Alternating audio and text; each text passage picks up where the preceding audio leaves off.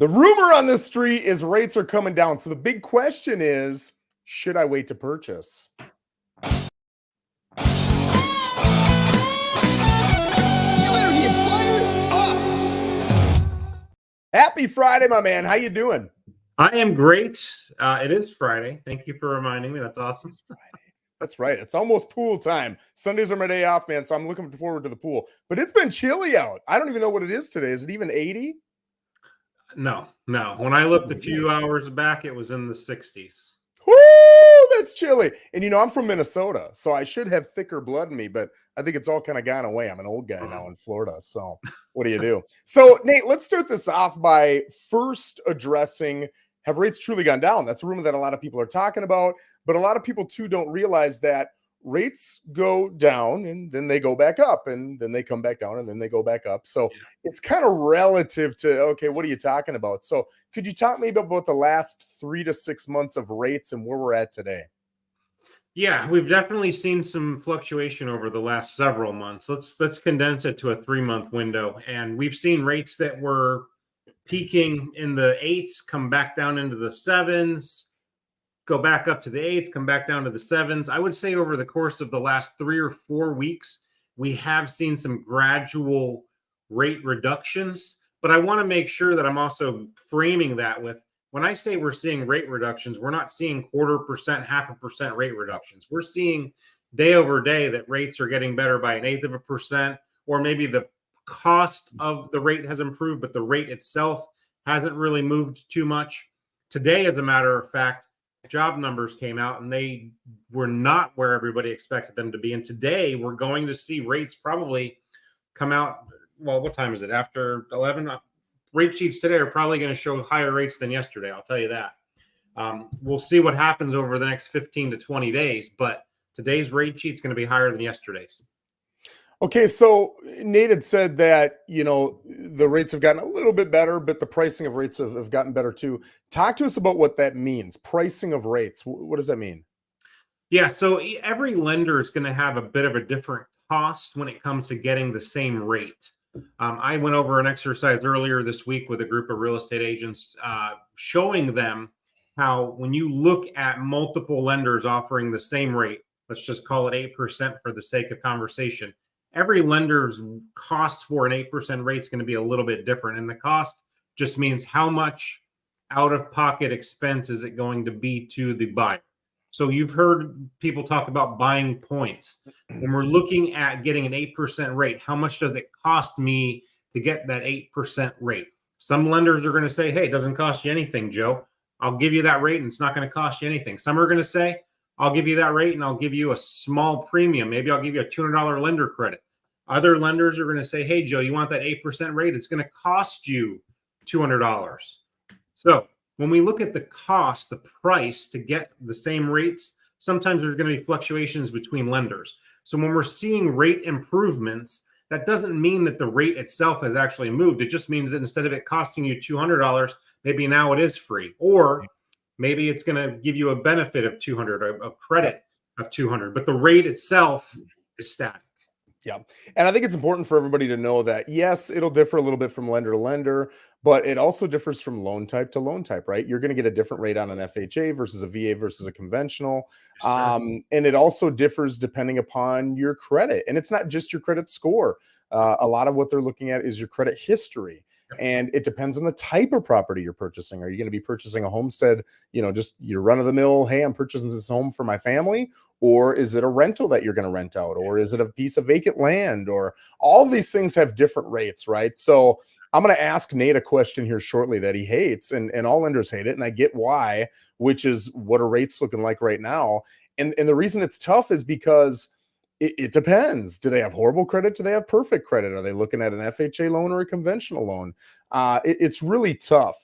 So I'm going to put a little pressure on Nate here to give us some numbers for some different scenarios. But I'll tell you guys, if you're serious buyers, if you're just watching because you're interested in what the market's doing, cool. Listen to it for entertainment purposes. But if you're genuinely thinking, hey, this is something I want to get done in the next 2, 3, 4 months, don't take this video and let this be the educational thing that you need to be successful, right? You need to get in touch with someone like Nate who can actually run your specific situation with your specific loan type, the specific property you're looking for, and they can give you specific numbers. I'll tell you too, let's just say rates are at 8%, as Nate had said, right? The other day, I want to say, and quote me or tell me if I'm wrong here, Nate, rates were maybe somewhere in the 7.5, 7.75 range. And we had somebody who switched to an FHA loan. And I can't remember if he paid points or not, but he ended up getting 6.75%. So you'll hear, right? Somebody will be with another lender and they'll hear that Nate's buyer got 6.75 and they think, oh, Nate's magical. And trust me, Nate is magical. But sometimes it's just you got to ask the right questions. You got to look at the different loan types, and you might have worse credit than that particular buyer had. So it really depends. But Nate, now I'm going to ask you, where are rates now? This is 3 questions in one. Where are rates now? Where do you foresee rates going in the 3, 6, 12-month future?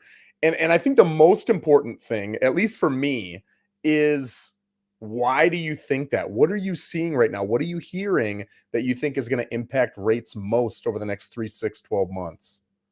Right. So getting back to what you were just saying, Joe, there's a lot of different things that go into where rates fall. There's 26, 27 different things that kind of adjust where rates are. Some of them have higher weight than the rest, but there's a lot of things. It's not just credit score. It's type of loan. It's type of property.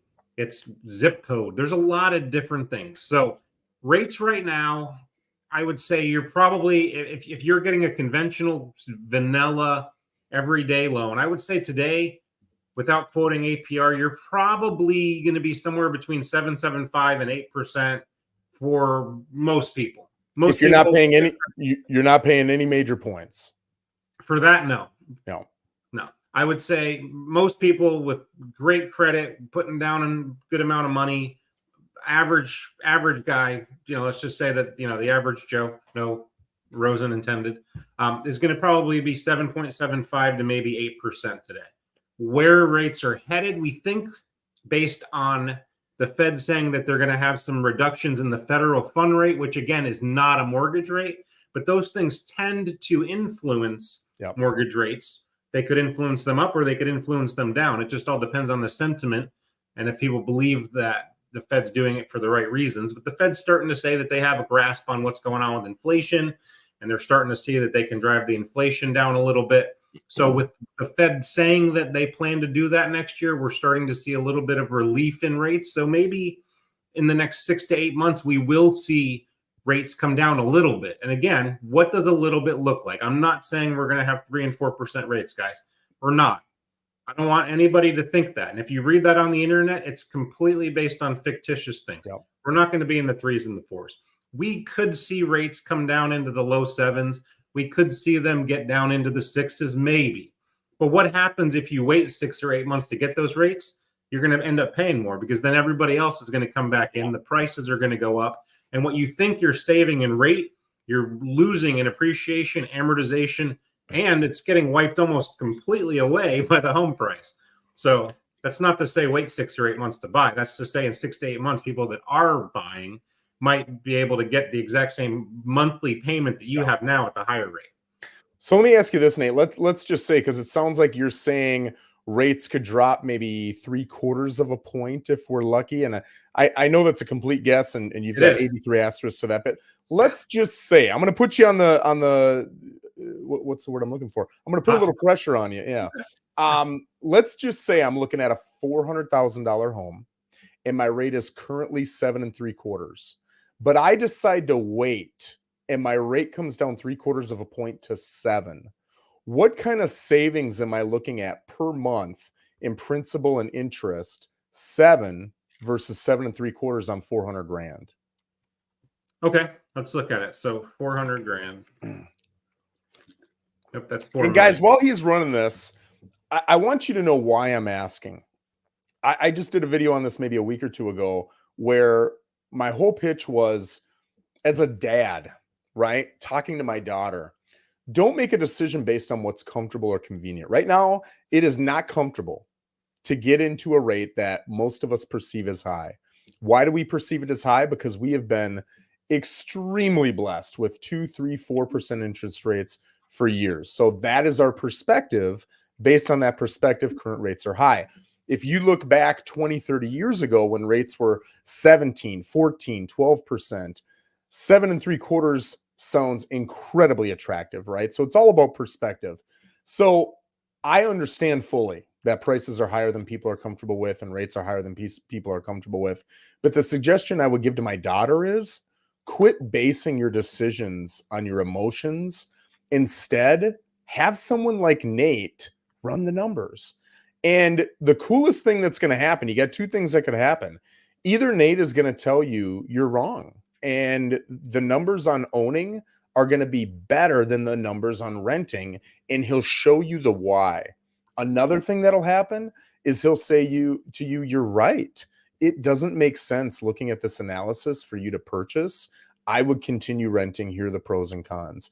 Either way, you're either going to buy a home where you wouldn't have, and it's going to help you better off wealth-wise, or you won't, but now you'll have the confidence of knowing that there's a logical reason behind the decision that you made, and it's not made on an emotional whim, right? So that's really what I try to drive home in these. I love selling $1 million homes, man. I get paid on commission, so obviously I love that.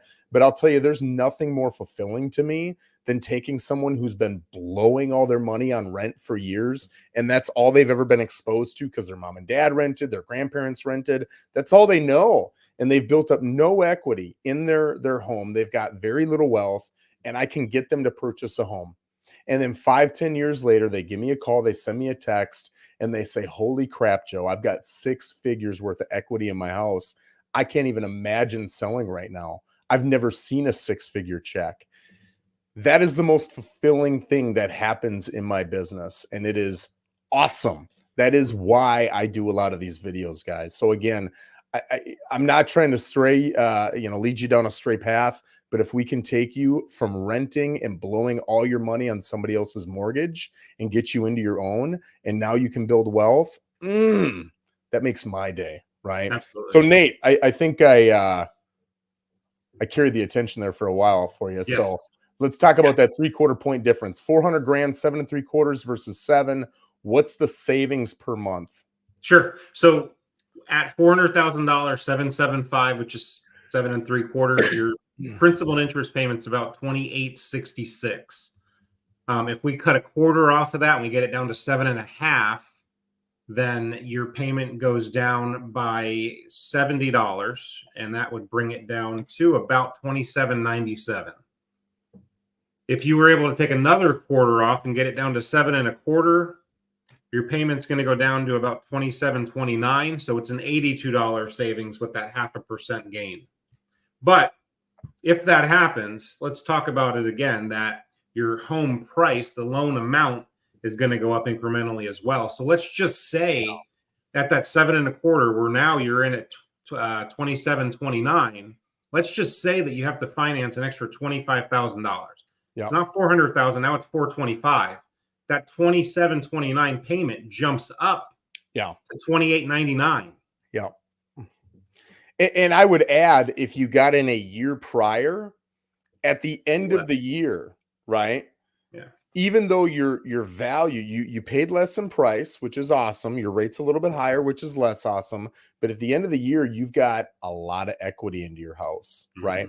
I would guess, Nate, tell me if you think I'm wrong, you've probably got $7,000-8,000 in equity built in. Would you say that's close? I would say that's pretty accurate. Without going through the math, that sounds accurate. I'm guessing here, but I paid $390 for my home, and now my rate was different, right? But in that first year, I want to say I paid down maybe $9,000. So on a $400,000 at a little bit higher rate, I'm going to guess it's a little bit less, maybe 7-8 grand. So my purpose in saying that is Nate is right. If you wait, yeah, you might get a better rate, but with that rate is likely going to come a higher price. Why? Because now buyers are attracted to that lower rate. That's the big fear or concern from a lot of people in this industry with people waiting is, I don't know if that's going to really help you with prices, right? But the second thing is you just missed out on saving yourself $6,000, $7,000, $8,000 on a $400,000 home. If it's a bigger home, it's an even greater savings. And you're taking all that money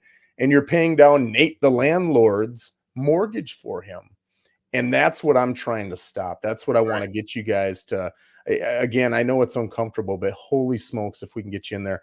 One more thing I want to say is a lot of folks will say, excuse me, I don't have the cash, right? And they don't understand how little the difference is between cash needed on a rental and cash needed on a purchase. If you're looking at what numbers were you just giving me on 7.25 for a monthly? 7.25 at $400,000. Your payment's 27.29. Okay, so let's just say $3,000, right? If you've got a $3,000 payment on a rental versus a $3,000 payment on a house, on a rental, you're going to need first last deposit. That's $9,000, right? $3,000 times 3, first last deposit. That's $9,000. If you're going to buy a $400,000 home and you're a first-time home buyer, you might be able to do it with a conventional loan for 3%. If you're a VA buyer, which is, prior military, you can do it for 0% down. But even if you're, not either one of those two, you can do FHA with 3.5 down. Right now, you absolutely, if money is the big deal, you can absolutely find a seller who will cover your closing costs. It might not be the first home that you like and put an offer in on, but I promise if you're out there hunting, you can find that. And now you need 3.5%. 3.5% of $400,000 is 14. So 14 minus 9, you're looking at $5,000 more. Now, let me ask you this, Nate. If I'm looking at 14 grand instead of 9 and I'm short on that $5,000 difference to become a homeowner, roughly the same monthly payment, it's just $5,000 cash more out of my pocket.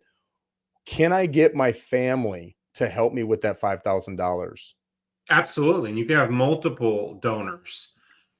Absolutely. So you can have your uncle give you a little bit, your aunt give you a little bit, mom, dad, grandma, grandpa, sister.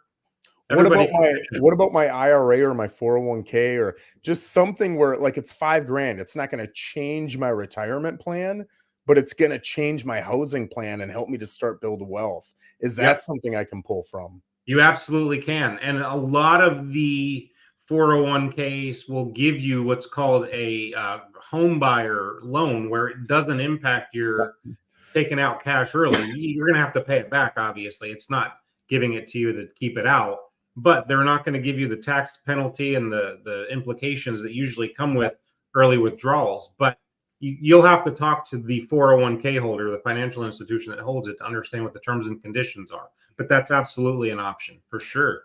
I'd say this too, guys. Remember, go back to the quit making emotional decisions, start making logical decisions. A lot of people, when I mention that, they say, oh, I'm not going to touch my 401k. I'm not going to touch my IRA. That's crazy, right? That's my future. When you take that $5,000 we're talking about, right? The difference between what you would need in cash for a home versus what you would need in cash for a rental, and you take that out of an investment, right? Let's say you've got stock in Walmart, or you've got the S&P 500 index fund, or you've got bonds, whatever it is, you bought $5,000 worth of Walmart or the S&P or the bonds. You've got an investment of $5,000. You paid $5,000 for it. If you were to take that $5,000 out of your 401k, your IRA, and put it into a house, you just took $5,000 and leveraged it into putting a $400,000 asset into your pocket. So when your $5,000 worth of Walmart goes up 10%, you're looking at $500, which is great. But when your house worth $400,000 goes up half that amount, 5%, that is a $20,000 increase in value on a $5,000 investment. And you're just not going to get that in stocks. No. So again, my pitch is tell a nerd, right? Your financial advisor, your accountant. Nate's the biggest nerd I know, man. Call him. I'm a nerd. And we will run the numbers and we'll show you the pros and cons of all these scenarios. But just get rid of the I got to make decisions based on comfort. I got to make decisions based on my emotions and actually look at the numbers. That's my opinion. Nate, give us some final thoughts to close us out here, bud. You're spot on with what you're saying, Joe. The amount of money that you're going to take out of this investment, let's say it does grow 10% over the course of a year, you're going to grow it so much more being in the house. But the other thing that a lot of people don't really remember is when you make a mortgage payment, Some of it goes to interest. Absolutely. That's what everybody's focused on. What's my interest rate? What's my interest payment? The other part of that people forget about is that you're paying down the loan. So at the same time, on a monthly basis, you're getting a little bit more equity in your house, but you're also paying off a little bit of that loan. So at the end of the year, at the end of 5 years, that amount of money that you've paid down and the amount of appreciation that you've gained dwarfs any small gains that you're getting on your S&P 500 or your Walmart stock, right? So, I mean, it's just huge, huge numbers. So let me see if I can share screen here. I'm going to ask you in a second if you can see my screen. There, can you see it? Yeah. Okay, so guys, right up here in the top left, you can see I've got $400,000 over a 30-year term, and it's at 7.25%. We're looking at principal and interest.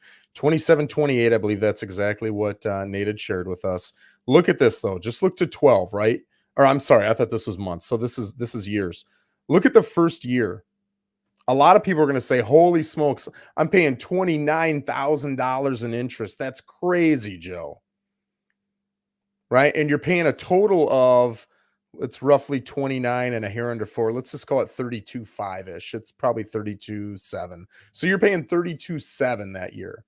And you're like, "Oh my gosh, that's $33,000 out of my pocket." Dude, you're paying that out of your pocket anyway if you're renting. 36,000 if you're renting, and your payment's 3,000 or 300. Yeah, 3,000 a month. Yeah, but here, $3,800 goes to principal. Yeah. Okay. The next year, $4,100 goes to principal. Yeah. After 10 years, you can see you bought it for $400. You owe $345. Oh, by the way, in 10 years, I'm going to run some numbers here. Let's just say real estate goes up 3% with inflation. Let's just say, right? 1.03. Do I have of course I don't have that button on here. Okay, so I can go, I'm going to do this on my calculator because I don't have it on here. So I'm going to do some math that is going to show how nerdy I am. 1.03 to the 10th power is 1.344. So let's go 1.344 times your $400,000. So the number I'm about to show you is what your home would be worth if you bought it for 400 grand and it went up a measly 3% a year, which inflation is higher than that, right? It's been going up a lot faster than that. Your home is worth 537 in 10 years. It's worth 537 and you owe $55,000 less. So now you've got just shy of $200,000 of equity in 2 years. And that is a one-time decision that you've made in your life. And that's only 10 years. Exactly. That is a wealth builder, right? Not to mention the fact that, yes, your insurance and taxes can go up, and they will go up. But guess what? On a rental, as your taxes and insurance go up, that landlord is raising your rent, right? Everybody's raising their rent. There's no way they're going to keep that at a loss. No. So that you're paying taxes and insurance increases either way. But when you rent, you're also going to pay an additional increase to pad that landlord's pockets. That's right. You're making a mortgage payment anyway. Yes. It's just not yours. Yes. People forget that. But when you own that, whatever the number was, $2,800, $2,700 a month, it never changes. You're on a fixed loan. It never changes for 30 years. Right. So your payment right now, if you've ever had a grandparent and they're like, my mortgage payment is $493. Yeah, that's because they bought the home back in 1997, right? And they've just been paying that same $493 every single month. You're going to be the grandparent in 30 years bragging about your little $2,700 payment. Right. And everybody else is paying $6, $7, $8 for what's considered an average home then. Right. I can't push this enough because for 95% of people, it makes so much sense. So anyway, I'm going to get off my soapbox. I think I've done my good deed for the day. Nate, I appreciate you joining us. Are you coming to lunch today at 1:00? I am not coming to lunch today at 1:00, but next time. And I'm excited to come down and visit you and the group tomorrow. That's right. We got our Christmas party tonight. Oak and Ember, Kyle Green, if you're watching, we're excited, buddy. I'm going to tell you too, Nate, we've got a waitress that I absolutely love. Her name is Erica. She's phenomenal. I used to be a bartender and a waiter, so I'm really picky on my service. That woman blows my mind. I think she might be the best server I've ever had. So you're not only getting, well, you were at our party last year, so you had her last year. Do you remember Yes. her? Yes, I do. She's Yeah. incredible. So Yep. I'm excited. Anyway, guys, thanks for joining us. Have a phenomenal Friday and an even better weekend. Take